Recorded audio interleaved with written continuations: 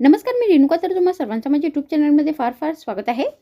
तर सकाळच्या नाश्त्यामध्ये एखादी तुम्हाला नवीन आणि रुचकर अशी नाश्त्याची रेसिपी खाण्याचं मन होत असेल, तर आज मी तुम्हाला उरलेला भात आणि साबुदाण्यापासून बनवलेली एक रुचकर अशी नाश्त्याची रेसिपी घेऊन आलेली आहे, जी नक्की एकदा तुम्ही करून बघा. तुम्हाला ही फार आवडेल. पण त्याआधी अगर तुम्ही माझ्या चॅनलवर नवीन आहात तर माझ्या चॅनलला सबस्क्राईब करा आणि माझ्या व्हिडिओज आवडले तर त्यांना लाईक नक्की करा. मग उशीर कशाचा, चला सुरू करूया आजचा व्हिडिओ. मग ही रेसिपी बनवण्यासाठी सर्वात आधी आपल्याला एक बाउल घ्यायचा आहे आणि यामध्ये आपल्याला 1 कप उरलेला भात घालायचा आहे. तर तुम्ही इथे जो रात्री उरलेला शिळा भात असतो त्याचा पण वापर करू शकता. त्यानंतर यामध्ये आपल्याला चवीनुसार बारीक चिरलेली हिरवी मिरची घालायची आहे.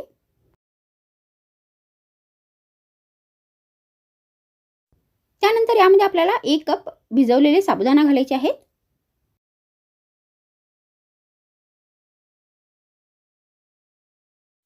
त्यानंतर यामध्ये आपल्याला 1 चमचा बारीक चिरलेला कर्बेव घालायचा आहे. तर मी ते कर्बेव एकदम बारीक चिरून घेतलेला आहे. त्यानंतर यामध्ये आपल्याला अर्धा चमचा जिरे घालायचे आहे.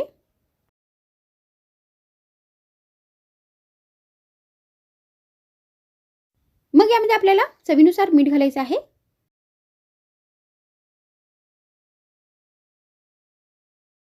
त्यानंतर यामध्ये अर्धा कप बारीक चिरलेली कोथिंबीर घालायची आहे.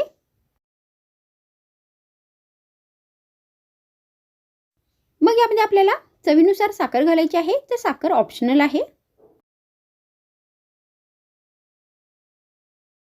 त्यानंतर यामध्ये आपल्याला 2 चमचे बेसन घालायचं आहे. तर तुम्ही ते बेसनच्या जागी तांदूळ पीठ नाही तर बारीक रव्याचा पण वापर करू शकता. तर आता आपल्याला हे जे सगळे साहित्य आहेत ते व्यवस्थित मिक्स करायचे आहेत आणि याचे आता घरसर असे मिश्रण बनवून घ्यायचे आहे. तर यामध्ये आपल्याला पाणी अजिबात नाही घालायचं आहे, कारण भातामध्ये भरपूर प्रमाणामध्ये पाणी असते. तर आता इथे हे सगळे साहित्य व्यवस्थित मिक्स झालेले आहेत आणि हे मिश्रण बनून तयार झालेले आहे. त्यानंतर आता आपल्याला ही रेसिपी फ्राय करायची आहे. तर त्याच्यासाठी मी गॅसवर तेल ठेवले आहे. तर तेल गरम झाल्यानंतर आपल्याला हे मिश्रण थोडेसे घ्यायचं आहे आणि अशा पद्धतीने डिझाईनमध्ये आपल्याला याचे पीसेस बनवून घ्यायचे आहेत. तर तुम्ही या रेसिपीला उरलेला भात आणि साबुदाण्याचे स्नॅक्स पण बनवू शकता. तर मी या डिझाईनमध्ये ही रेसिपी बनवत आहे. तर तुम्ही आपल्या आवडीप्रमाणे कोणत्याही दुसऱ्या डिझाईनमध्ये ही रेसिपी बनवू शकता.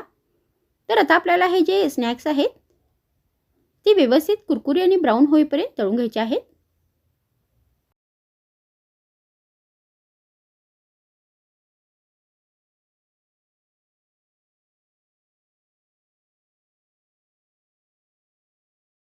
तर आता इथे हे स्नॅक्स व्यवस्थित फ्राय झालेले आहेत, कुरकुरी आणि ब्राऊन झालेले आहेत.